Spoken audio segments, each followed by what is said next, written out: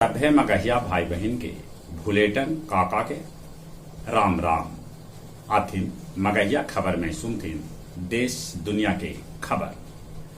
जदयू प्रखंड अध्यक्ष के साथे मिशन 2024 पर बात करे मुख्यमंत्री नीतीश कुमार कहलका कि देश हित में भाजपा के हटाना है जरूरी। आज दिल्ली में विपक्षी इंडिया के समन्वय समिति के बैठक में सीट बंटवारा पर हो सके है चर्चा। एनडीए के भी बैठक आज दिल्ली में आयोजित है, जेकर अध्यक्षता प्रधानमंत्री नरेंद्र मोदी करतन। बिहार के स्मार्ट क्लास देखे 10 राज्य के टीम बिहार आ रहा है। 25 अलगे अलगे देश में कोलकाता से भेजल जाए माता दुर्गा के मूर्ति। कोटा में चंबल रिवर फ्रंट के कैल गेल लोकार्पण। भरतपुर में दर्दनाक सड़क हादसा हो गए, जेकरा में एगो यात्री बस ट्रक से टकरा गए। 11 आदमी के है मौत के खबर। 4 साल के भीतर डीजल वाहन पर रोक लगावे के प्रस्ताव है, बाकी डीजल वाहन पर 10% अतिरिक्त कर न लगावा जाए।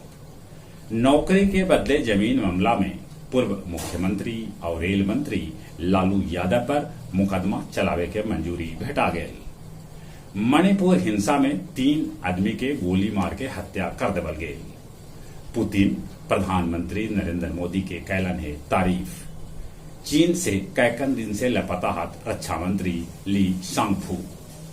रूसी सेना किम जोंग के दिलक सलामी।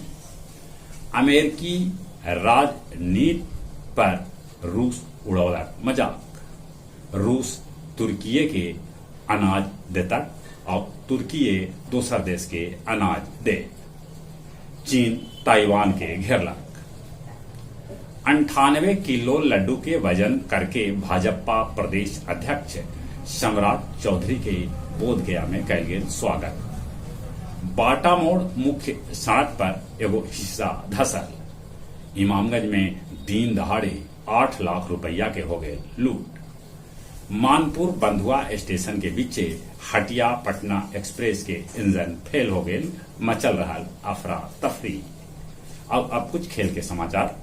भारत श्रीलंका के 41 रन से हरा के फाइनल में जगह बना लेला। कुलदीप लेलन 4 विकेट। अब भारत के फाइनल में मुकाबला पाकिस्तान या श्रीलंका से हो, जब मैच जीतन। पुर्तगाल लक्समबर्ग के 9-0 से हरौलक। अमेरिका ओलंपिक में स्वर्ण पदक जीते वाला के बिहार सरकार दे 2 करोड़ रुपया।